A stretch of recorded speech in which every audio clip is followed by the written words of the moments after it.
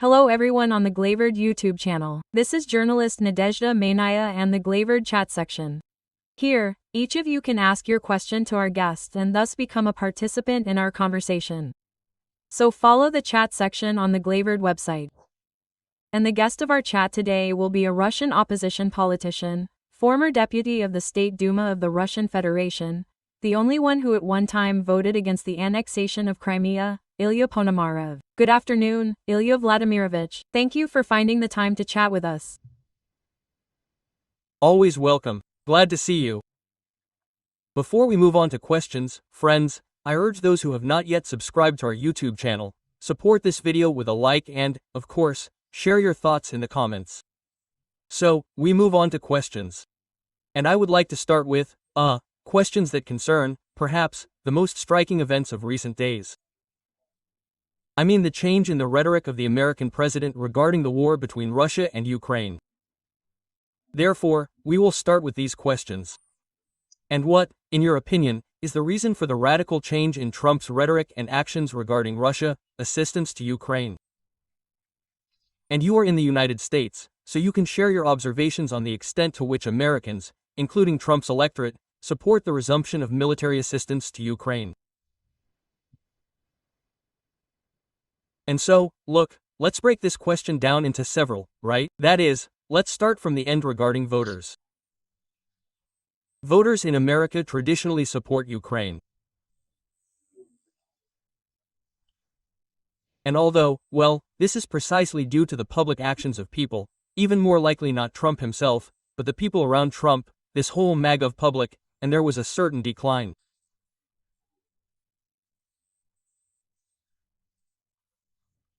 But still, about 2/3 of Americans, they believe that Ukraine's struggle is fair and that it needs to be helped. More Democrats than Republicans. But even among the Republicans, a very significant part of their voters, despite everything, despite any magic there, and so on, they still supported it. It's just that for the Americans, the issue of foreign policy, it is never central, right? Well, it is kind of additional there after all. The main thing that worries them all, is migration issues. These are economic issues. Even tariff policy has a much greater impact on people than some kind of military aid to Ukraine or Israel, right? That is, this is a much more secondary issue.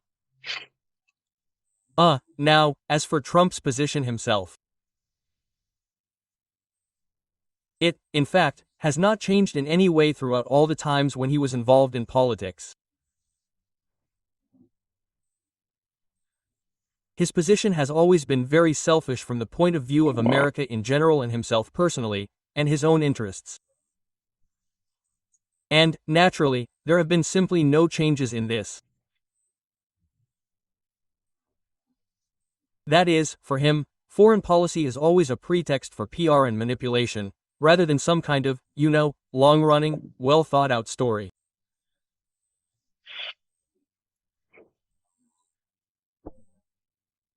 From the point of view of the specific Russian-Ukrainian track, he always believed that, it is impossible to force Putin to do anything.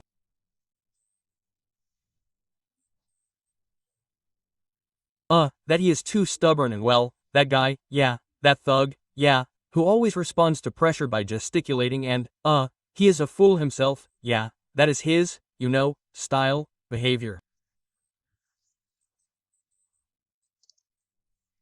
And in this situation, Trump said that, one should not talk about force, but rather show it, and from the point of view of rhetoric, on the contrary, one should act as, calmingly as possible.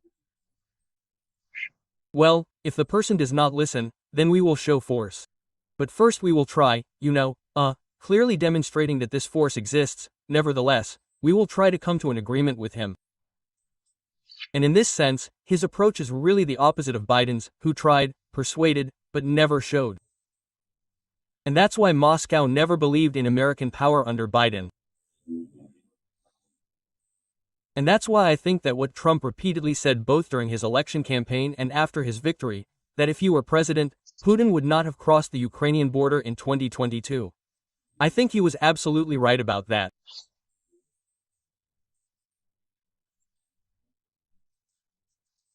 Yes, because Putin treated Biden with disdain, and Trump for him is more like a monkey with a grenade in his hands, yes, who can throw it at any moment and nothing will stop him there. And since his grenade is nuclear and very large, then, accordingly, everyone will not think it's enough. And that's why Putin is actually much more cautious. But here, rather, a certain tactical mistake played a role on Trump's part. He offered too much at once. That is, he just rushed, right? He proceeded from the fact that there was a sharp change in policy, that Putin himself wanted to jump out of this conflict. And this is the pure truth. I believe that Putin wants to jump out of this conflict as well. Well, so, we will immediately offer such good conditions there that he will immediately agree and we will immediately go for the Nobel Peace Prize. This did not happen for one simple reason, that Putin, having that same thug psychology, he believes that if he is given something for free, then he should ask for even more. Here's what they will give us, what if we really push for it and bargain? And that is what he is doing now. And he believes, I mean Putin, that he can always return to these Trump proposals. But it means that we will try to squeeze out something additionally and demonstrate it during the summer company, then, well, okay, if it does not work out, well, we will simply return to what is. And Trump, in my opinion, eventually got to this.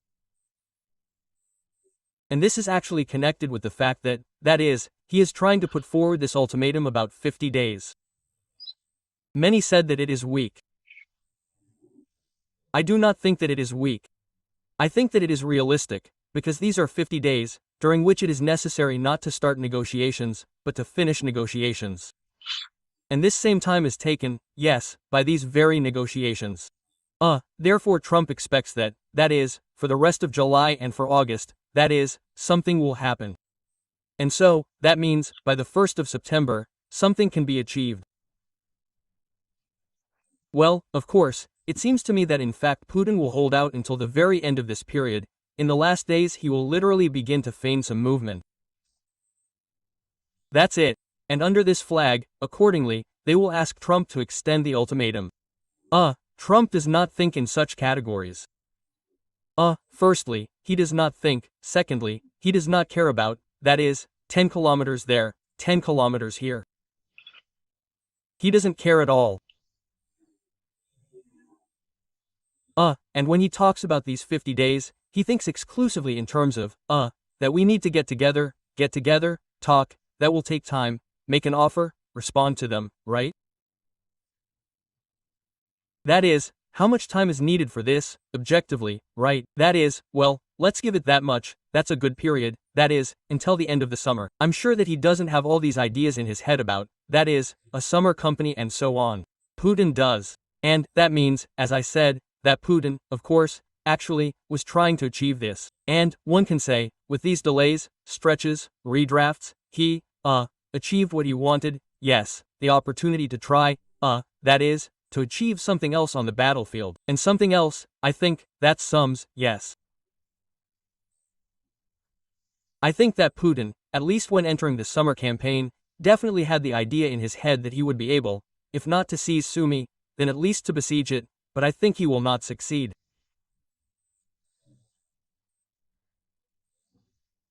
Therefore, in the end, this opening of an additional section of the front in the Sumy region, it seems to me, will only come back to haunt him, because it is a stretching of forces. And what, in your opinion, will be the consequences of the resumption of American weapons supplies and the change in Trump's position for Ukraine, for the front, and for Russia? And in general, will Ukraine receive, in your opinion, at least half of what is now being voiced by Trump and, so far, at the level of some rumors, by Western media? You know, I would say this, that here is my personal opinion, yes, that it does not matter at all. I think that the supply of air defense systems is important, of course, and this is important. And all the other weapons that the Americans can supply, it will not make a difference at the front.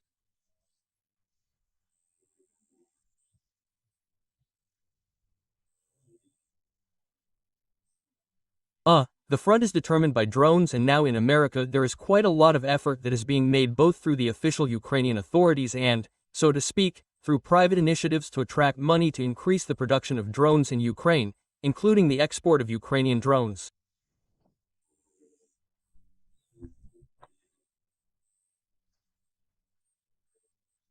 This is not a contradictory task, as some sometimes believe, which means that this can reduce the number of drones in Ukraine.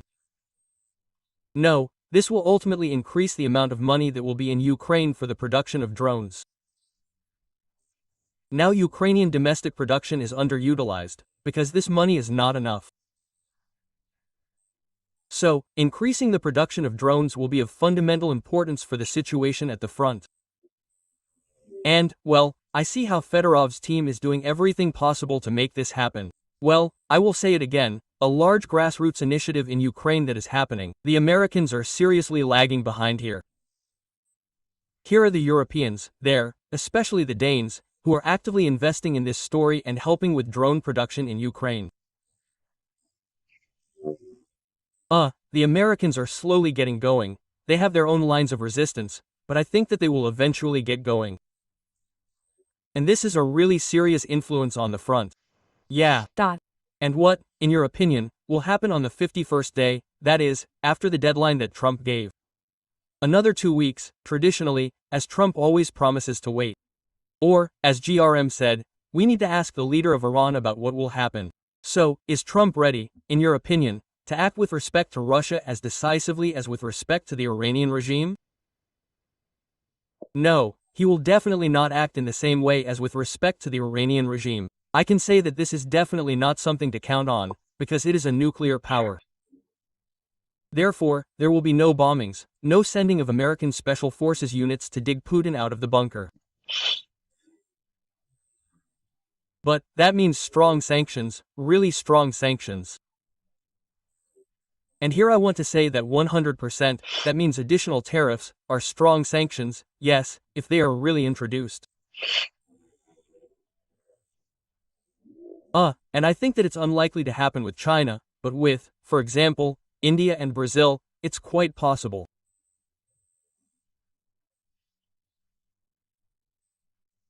Well, they might choose Brazil as an example story for a spanking, because Da Silva, as we know, is a very anti-American person, and therefore has no respect, right? And that means that America doesn't have any great interdependence with Brazil. There's, well, a sufficient volume of trade, but not so much that it would, influence anything there as strongly as in the conditions of China and India. And that's why they might, arrange such a demonstrative dressing down. Well, you're absolutely right, I say. Well, the most likely scenario is that Putin will start to feign some kind of movements somewhere around the 40th day. So, accordingly, by the 50th day they'll come up with the idea that, my God, we've already started, you see, the process has already begun, wait, right? That is, I think that Trump, of course, in this situation, will push back this deadline. But if Putin for some reason, I think it would be unlikely and irrational from his point of view, but he has already done a lot that is irrational.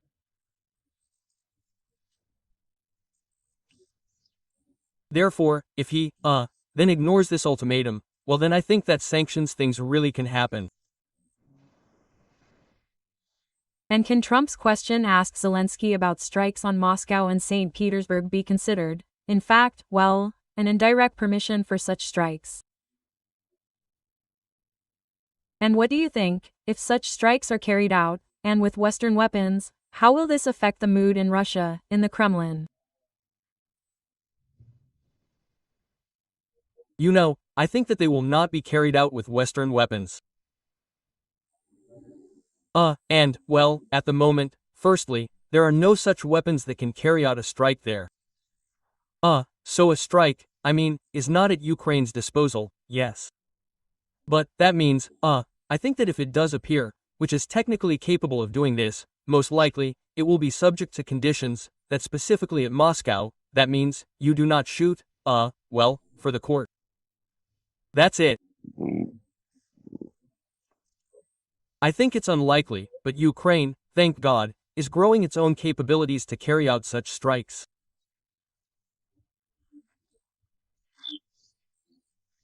There are drones, its own developments of missiles, both cruise and ballistic. It's just that Moscow is quite well protected. We, like there in Ukraine, in my opinion, greatly underestimate it. Well, in the public sphere, I, the military, understand this perfectly well, of course, but in the public sphere we are rather dismissive of Russian air defense systems. They say, a Patriot, this is a Patriot, right? That is, what is there, that means, they have there, that means, some S-300, S-400, no, these are serious systems that are in no way inferior to the Patriots, and in many ways surpass them. And Moscow is traditionally well protected in terms of air defense. And, Russia, the Russian leadership, again, traditionally does not think about people in other cities. It thinks about the capital, first of all, right? That is, for them it is important. Therefore, the effectiveness of attacks on Moscow, it is quite low. I have generally spoken about this many times, that in order to effectively do something in Moscow, it is necessary to use, first of all, the opportunity of a guerrilla movement on the territory. And there was the famous attack on the Kremlin, then, with 2 drones, yes, there in May of 23, it just showed that this tactic is the most effective. But here it is already, then, it is up to the Ukrainian political and military leadership to decide. According to your forecast, will Russia increase the frequency and scale of missile and drone attacks on Kyiv and other cities, and strike increasingly often at residential, houses, residential buildings, as it was, in particular, in June? And do Russia's resources allow it to do this? And does it have such tasks, in your opinion? Well, I am absolutely convinced that the efficiency will increase. It will be simply directly proportional to the volume of production. There, what they produced, they abandoned. I do not think that, it means, there is something here that they somehow held back before. Yes, that is, there is a certain number of drones, yes, that is, there are missiles, they simply produced less, now they began to produce more, there were more attacks. The choice of targets, this is, of course, a political decision there. But the intensity, I think, is exclusively a technical possibility. I think that they will continue to use the tactics that they are using now. That is, one day we bomb one city, another day we bomb another city. Well, that is, this is just reasonable from a military point of view, from the point of view of overcoming air defense systems. Therefore, I think that it will continue like this. I'll tell you honestly, I don't think, again, contrary to what many people think in Ukraine, that these attacks are aimed at civilians. I just think that they don't care about the losses among the civilian population.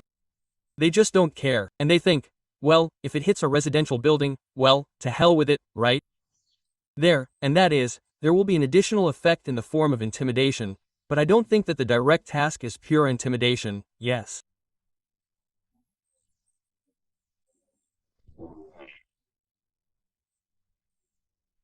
I think that the main task is to create a feeling among the military political leadership of the futility of further resistance, to show that Russia will still outsell it with its resources, that a war cannot be won in the long run.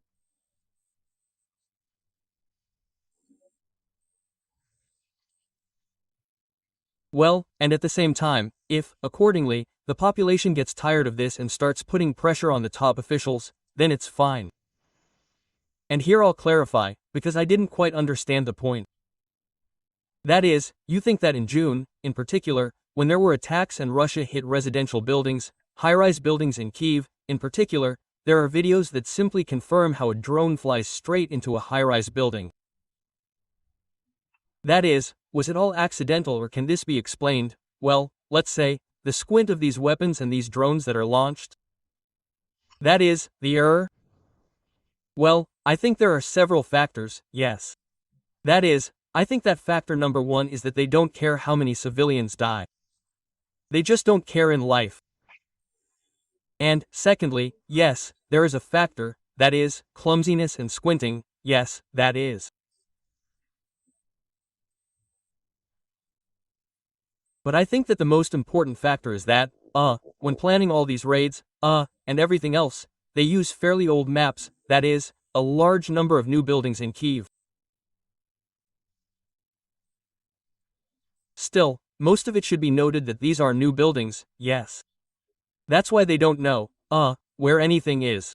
They plan the lowest possible trajectory there, that is, in order to fly somewhere, yes. That's it. Well, on the way, accordingly, it flies into a high-rise building. That's it, because they don't know whether it's standing or not. It also turns, yes, there are checkpoints, so what will be on the way between these checkpoints, right? That is, there, well, wherever God sends. They just really don't care. Yes, if they wanted to avoid civilian casualties, they would think about it. But they think, well, there will be civilian casualties, not that it's not a big deal, it will even be useful. Well, I just don't think they are proceeding from the fact that there is a high-rise building. Let's launch a drone at it. Well, I just don't want to sound too cynical, yes, but still I know how they think in Russia, it's just commercially ineffective.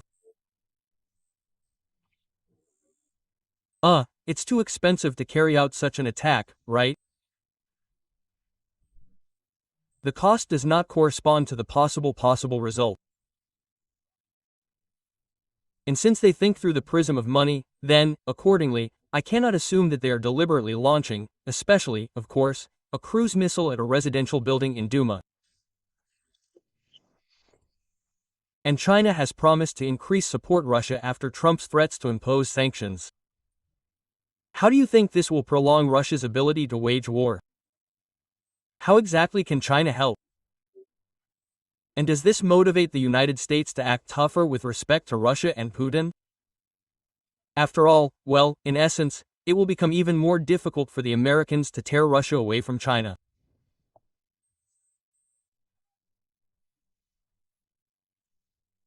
I think that the Chinese are extremely pragmatic people, and also extremely cynical and are trying to extract the maximum benefit from the current situation.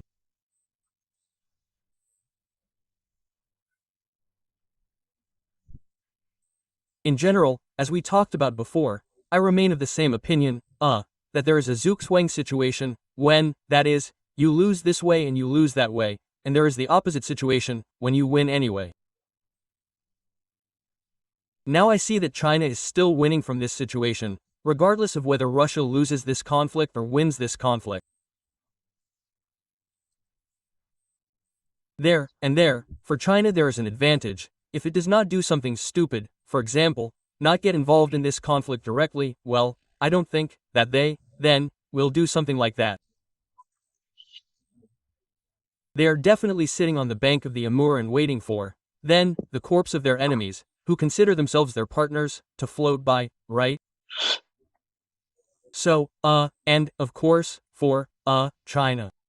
It is important there, on the one hand, to trade with the United States as much as possible in the process. After all, there are these issues of mutual trade, and, technological dependence and much more. On the other hand, to study as much as possible and prepare for the operation in Taiwan. And at the same time, my personal opinion is that it will not come to a hot conflict in Taiwan. I think that both sides will be busy preparing for war. That's it. And then, as it happens in preference, well, we hide and see what, we have, yes, and, on the basis of this we agree. In Taiwan, there are two practically equal parties. One that advocates greater integration with China, the other that advocates less. Now, accordingly, the anti-Chinese party is in power. Well, at some point in time, accordingly, the Kuomintang will come, a more pro-Chinese party. I think that at that point in time the Chinese will say, well, guys, look, we have 10,000 drones there that are ready to fly out at you now. This means that we know everything, we can do it, we have learned and everything else. How can you counteract this? If you are reasonable people and understand that you will lose this, then, it means, we are ready to give you some honorable conditions for capitulation, right? Then I think that the situation will end with this, but again, it is important to prepare for this, to build up muscles. And here the war, this one helps them a lot, first of all, of course, as a training point. How do you think the drop in oil prices has already affected the Russian economy, and to what extent has it reduced Russia's ability to wage war?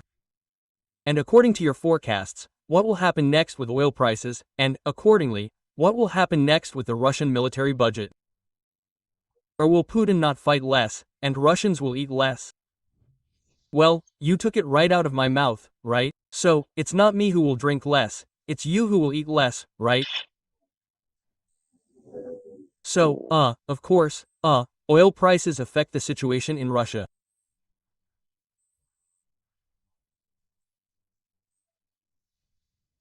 And so, if you look closely at the picture of budget expenditures, then, when the large-scale invasion began, well, especially before the war went on there since 2014, then the costs of it constituted only a share of the revenues.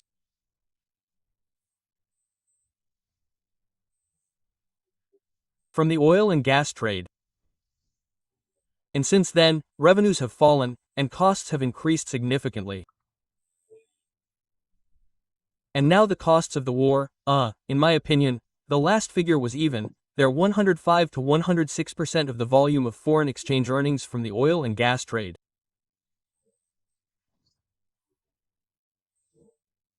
That is, it is not twice as much, but it practically means that everything that was sold there in energy resources, it means, everything went into the firebox of this very war. Can this continue? Well, unfortunately, it can for some time, but since the trend, is growing here, and then decreasing here, yes, then, accordingly, the gap will grow. And that is precisely why Putin, who has already been pestered by, all the Russian business elites, government officials there on this topic, that is precisely why he, actively, says that we will reduce defense spending, but especially since this is already provided for in the budget, yes, that is, precisely in order to calm everyone down, guys, yes, I have money there, that comes to play on the war, so I spend it there, but, I will not get involved in everything else. Well, I don't see any prerequisites for any strong long-term decline in oil prices.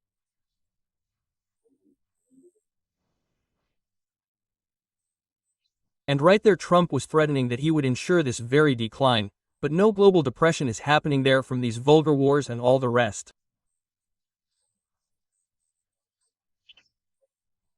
Instability in the Middle East, it is not decreasing.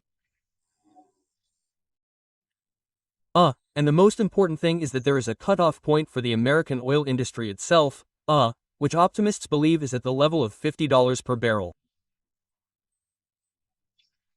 Pessimists estimate it at $60 to $65 per barrel.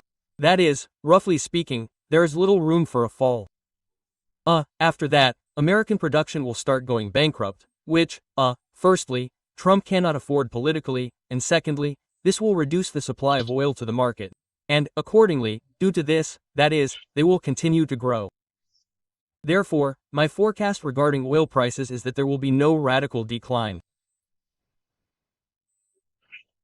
And despite the fact that I believe that this is the main vulnerable point of the Russian economy, where the dependence on oil and gas revenues must be hit. But I believe that it can only be hit with these, sanctions wars, namely, first of all, forcing India to stop buying Russian oil. This, I believe, is an absolutely solvable task if it is addressed purposefully. Russian oil can be easily replaced with Saudi and other sources, but this requires a purposeful effort. It is quite possible that from September we will see how the American administration will really start doing this. In your opinion, is Russia capable of advancing for 89 years? That is how long, as thus analysts believe, it will need to seize all of Ukraine. And in general, how many years can Russia's ability to fight forever be limited? Well, that great historian Medinsky said something there, about the Russian-Swedish War, and there, some other wars. In fact, the longest war in Russian history was the war in the Caucasus. In there, it means, different people even estimate its duration differently, because you include something in it. Well, it's definitely not less than 60 years, yes, that is, it happened in total. I think, of course, that we are not talking about such long, it means, periods at the moment, at least simply because the Russian leadership, it lives by the principle of after us, even the flood, and they do not build any long-term strategies in any way. Naturally, they do not plan all this in this way. And I am sure that every year they say, well, this year we will definitely finish, ourselves for ourselves. But often, for sure, the entire Russian government, believes that it is necessary, to persuade the boss, to accept these conditions of Trump, and finally put there, if not a period, then a semicolon, because, well, that is, there is no strength left.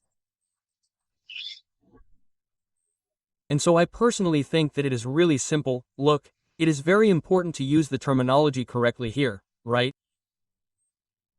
I believe that as long as Putin is in power, and in general as long as Putinism as a political system is preserved, because there is a possibility that Putinism can outlive Putin, not very high on my part, but I think the probability is, well, maybe.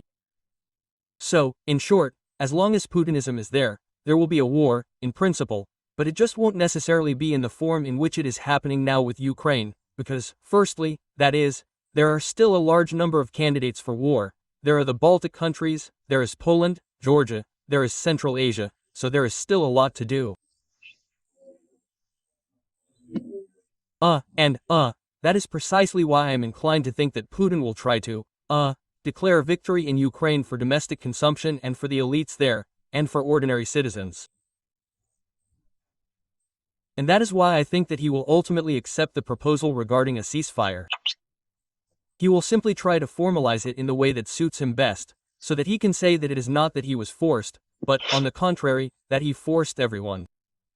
That is, Trump was here on his knees and asking, yes, that is, and he, well, so be it, that is, if you ask, well, that means, we agreed. And this is like our big victory. We fought with the entire NATO bloc. And, you see, that means, they failed, that means, to bring us to our knees. They themselves knelt and, that means, capitulated.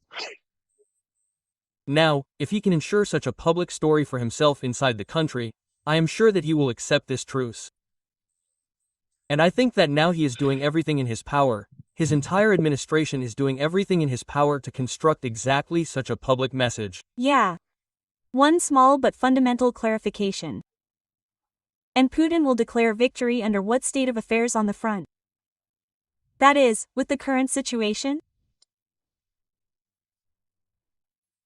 Yes, with well, that is, again, you and I, when we spoke last time, I said that in the second half of last year there was a scenario of the so-called big exchange. That means, to agree that is, the Ukrainian army completely leaves Donbass from the Luhansk and Donetsk regions, and the Russian army leaves the territory of the Kherson and Zaporizhia regions. That is, such a big exchange. And I said and still think that for Putin this scenario would be more desirable, and because it would allow him to declare complete victory, right? That is, we wanted to defend Donbass, and we sort of defended it, right? That is, the fact that we did not capture other territories there, well, we never wanted to capture them. It's just like that is, in the course of the play. That's it. And our task was, like, Donbass, which was bombed for 8 years, to protect, right? This story would be much more sellable for him. A story when, that is, the front line runs in such a way that not a single territory is completely captured, and this, of course, very strongly, that means, smells of the incompleteness of this operation about what could not be done. That's it. But I think that in this situation, they will simply not be promoting the territorial factor, but they will be promoting the factor that, we stood alone against the entire NATO bloc, against the entire Western militarism, against huge budgets, against high-tech weapons, and still they could not break the spirit of the Russian people. So I think that they will present something in this style to the public. Good. If the scenario of this kind of truce that you are talking about takes place, is realized, and in your opinion, this will be the end of the war or simply its postponement for several years, and it will resume sooner or later. Ukraine will again try to return its territories. Russia, perhaps, will not be satisfied with these modest achievements. Well, look, Ukraine will return these territories sooner or later. I personally have no doubts about this. The question about when, in terms of the continuation of the war, I will say once again that I am also absolutely sure that the war will not end there. If there is some kind of truce, this will not mean the end of the war. But it is quite possible that this will mean a long-term cessation of active hostilities for Ukraine. Because, well, Putin, is a very conservative person by nature.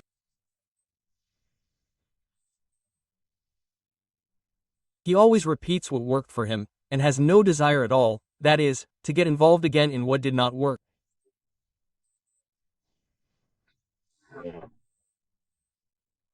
And I can give a million examples on this topic, they will just be little known to our viewers and readers.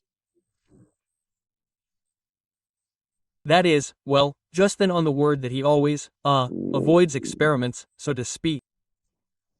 That's it. And Ukraine still did not become a success for him, well, at least not in any way, right? That is, regardless of what he will say in public, but he himself knows for sure that this is not a success, right? That is, Kyiv failed to implement the tasks set for it in 2 to 3 days.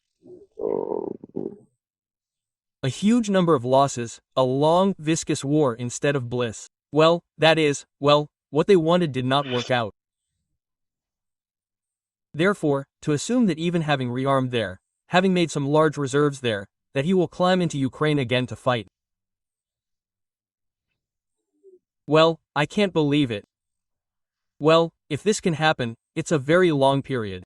That is, he must see some strong change in the situation inside Ukraine first of all, right? He must feel that Ukraine has lost the will to resist, that if he enters again, then this time the Ukrainians will not fight.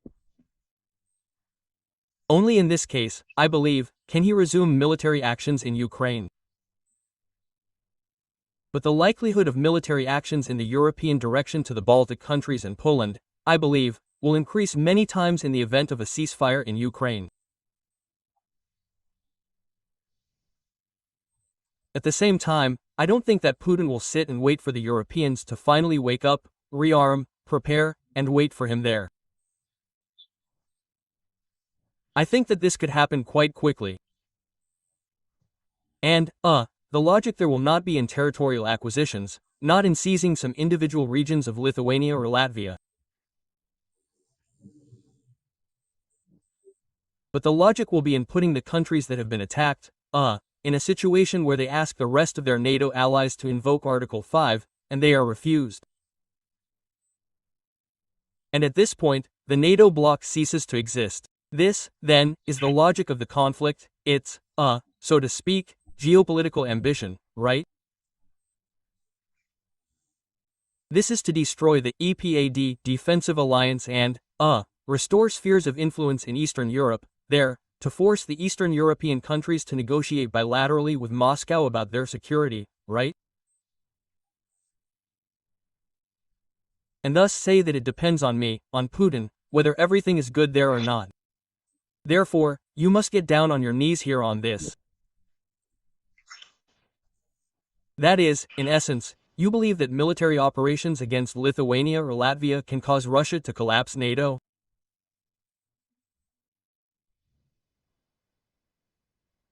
Yes, I believe this is an absolutely realistic scenario, and I think that Moscow is absolutely convinced of its reality. That is, the question here will be exclusively Putin's readiness to take this risk upon himself. Please share your subjective vision or forecasts about how events in this war may develop further, how long it will continue, what outcome it is moving towards, and how likely you think a turning point in the Russian-Ukrainian war in favor of one of the parties is in the near future. Such a turning point is possible.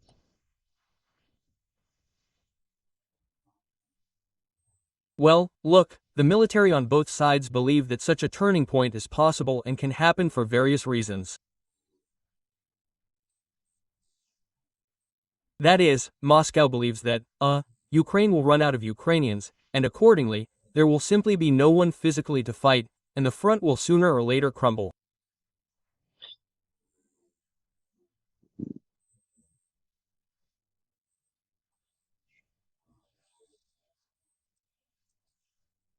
Many of my friends and acquaintances in Ukraine, who, so to speak, try to think long-term, yes, that is, they believe that if we, continue to increase the production of drones and cross a certain critical mass in terms of their production, then, the Russian army simply will not be physically able to, supply its zero, and, accordingly, it will also begin to crumble simply because, it means, there will be a break from rear communications, that is, there is practically no heavy equipment there, yes, that is, that would be suitable, it is immediately destroyed there.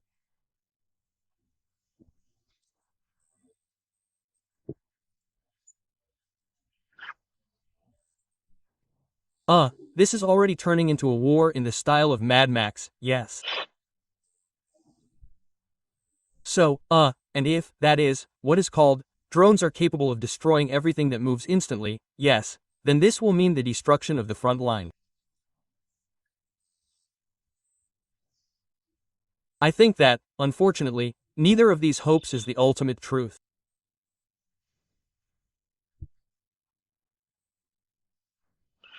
Well, because both countries are adapting, and, accordingly, the Ukrainians are learning to fight in a way that requires using far fewer people.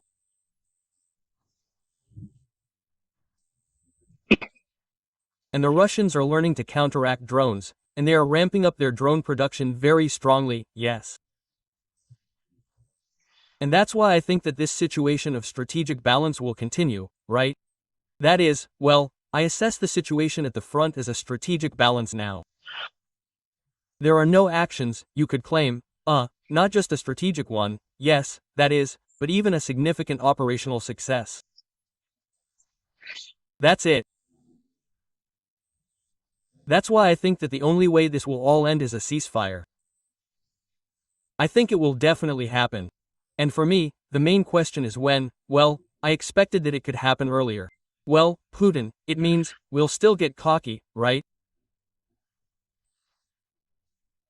And he is trying to bargain, but now I think that he will return to the negotiating table no later than September. And I think that the chances that by winter, yes, by the second half of autumn we will have some kind of truce, I think these chances are quite high. It will not be peace, I emphasize once again. That's it, but a truce, I think, is very possible. And what do you consider the weak points of Russia and the Putin regime at the moment? Those weak points, because of which their success in the war started against Ukraine now looks more doubtful.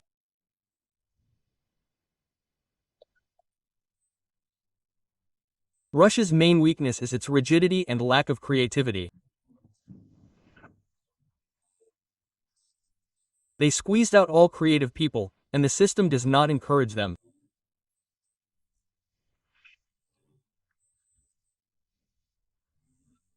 There are a lot of smart people there, but their minds are aimed at keeping them within the system, and not at any kind of modernization.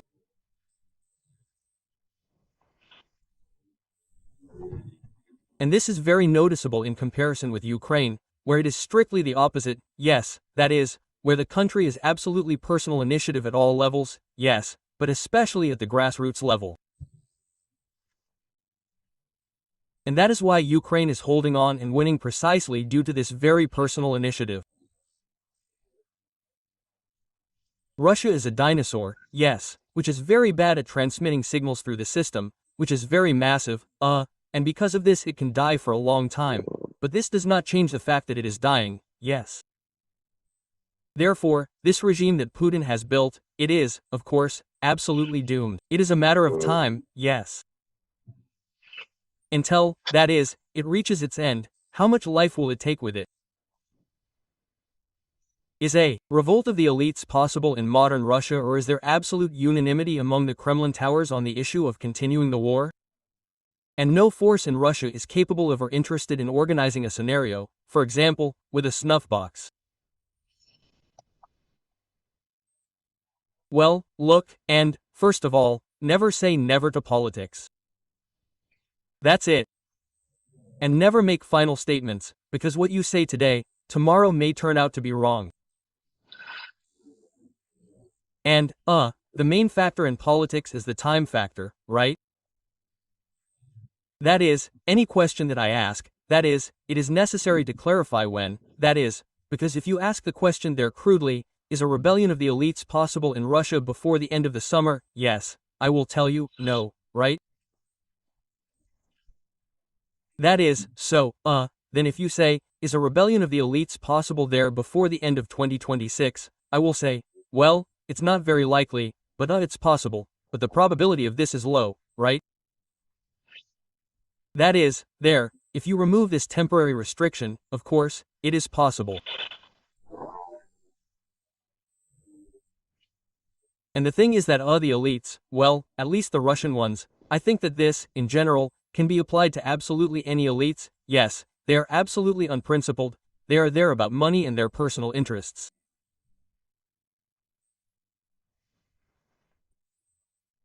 At the moment, Putin has the opportunity to satisfy most of these interests. Not all, of course, but most of them.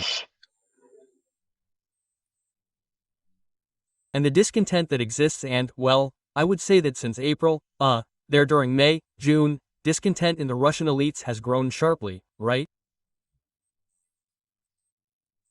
That is, it grew there due to the fact that they did not agree with Trump, that is, everyone thought that it was a great proposal and that is, it is obviously necessary except. They said that the leader is a wise teacher, and he is waiting for the West to give in, and he sort of gave in, he offered us something absolutely reasonable, that is, but the boss is not ready. So how long do we have to suffer until he finally, matures? Yes. Therefore, the level of discontent has grown sharply. But, despite the fact that discontent has grown, the risks, that are associated with any political action, there, with this snuff box, there with anything, yes, they are still very high. And people do not see for themselves some kind of big gain, in the event that they start to take some action, right? There is a loss from inaction, but it is not catastrophic. That is, roughly speaking, we have already gotten used to all this, yes, to these very inconveniences, yes. And the risks associated with the fact that it will not work out are enormous. And these are physical risks, yes, there, you see, on at the level of risk to life, right? That is why there is no motivation to act now. Does this mean that it will always be like this? No, of course not, because the risks may decrease, and dissatisfaction with life may increase significantly due to all these sanctions and so on.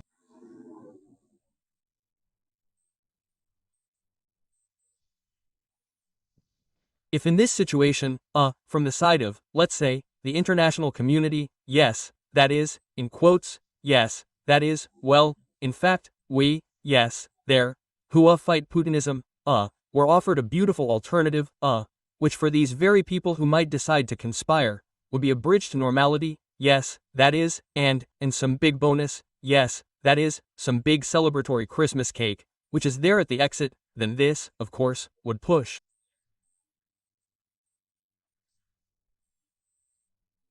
But for now, unfortunately, we act in the opposite way, yes, what, then, everyone is the same, everything there. We won't negotiate with anyone about anything.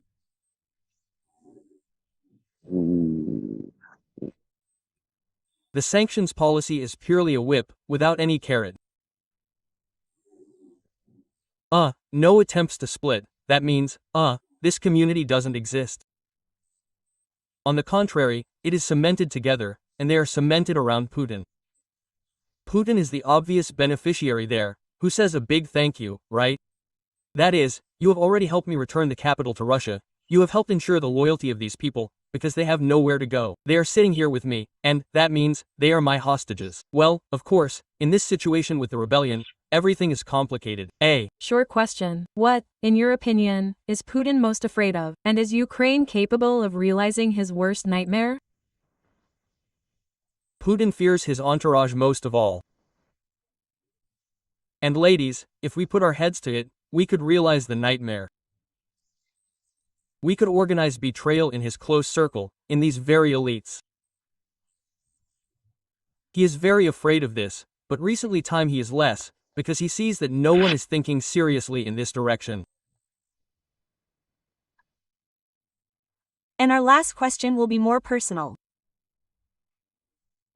Ilya, your homeland is Russia, your citizenship is Ukrainian, you live and work, as far as it seems now, in the United States. Tell me, how do you feel about yourself? No, I am in Kyiv. I live in Kyiv. Yeah, Yes, I live in Kyiv. No, I don't live all this. And who do you consider yourself more of? A Russian, a Ukrainian? And when the war is over, would you like to return to Russia and continue your political career there, or do you associate your future more with Ukraine? Well, my home, but right now it's definitely Ukraine. I feel good, comfortable and, especially since I'm at war and we need to win. It's very difficult to make plans for the future in this situation. I don't think that anything more useful can be done for Ukraine, than, to liquidate an aggressive neighbor. That's it. To somehow do that this whole area to the northeast is suitable for living and safe from a military point of view.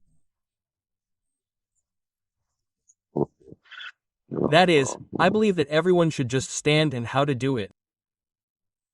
The whole nation should, that is, think about it, right?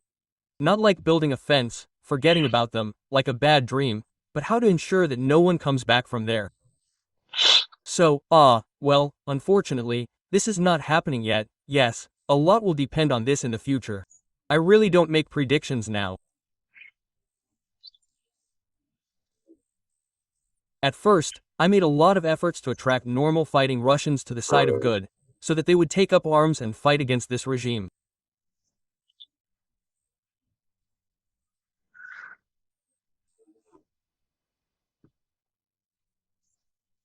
Now it seems to me that unfortunately, this has gone out of the sphere altogether. Any attention from the Ukrainian leadership, it is very difficult to act here without state partnership, and for a million different reasons.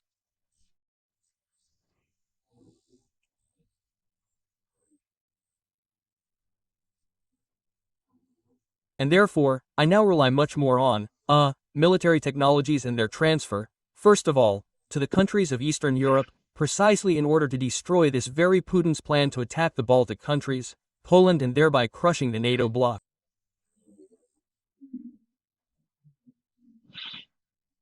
That's my main story now. That's why, so to speak, they said that I was in the States. I began to visit the States more often, indeed, because it depends very much on America. That's the most technological topic. But still, my base remains in Kyiv, my home is in Kyiv, and I associate my immediate future with it.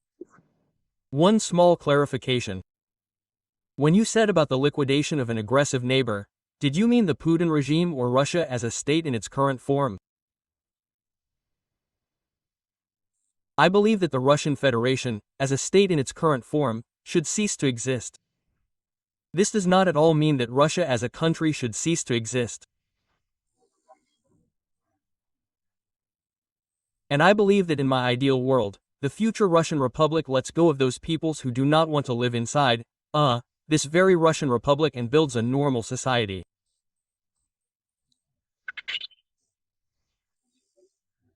Inside itself, a normal state with a normal legal system and which would be safe for its neighbors.